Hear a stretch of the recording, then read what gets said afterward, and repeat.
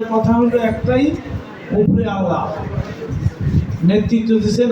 আমরা দিয়ে জিয়া রহমানের রক্তস্নাত সংগঠনের আমরা কর্মী, খালেদা জিয়ার সৈনিক, তারেক জিয়ার কর্মী।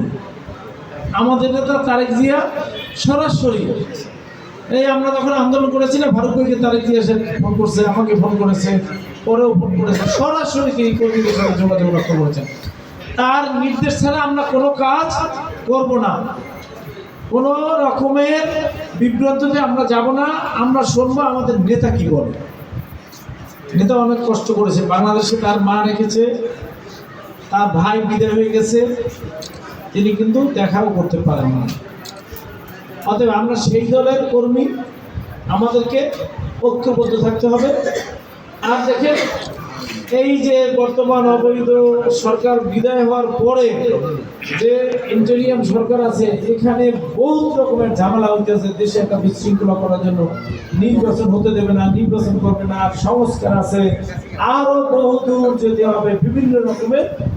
মানে এটা জিনিসটা হলো যে অপরিপক্কভাবে অপরিকল্পিত একটা সরকারের যে আছেন তারা কিন্তু এরকম কথাবার্তা বলছেন কিছু কিছু লোক।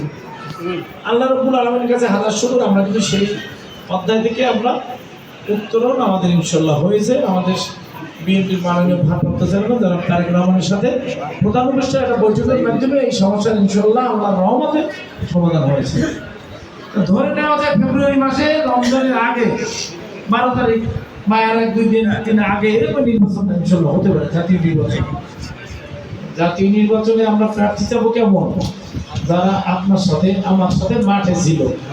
এছাড়া কোনো প্রার্থী মানি আমরা, যারা রাজপথে ছিল, তারেক জিয়ার ডাকে যারা মাঠে নেমে এসেছে, জীবন উৎসর্গ করতে, তাকে আমরা প্রার্থী চাই না? বলেন, অতিথি পাখির জায়গা হবে? বাড়ি ঘুমাইছিল, খুব সেইফে ছিল, কিচ্ছু হয় না, খুব তাদের অনেক ওজন।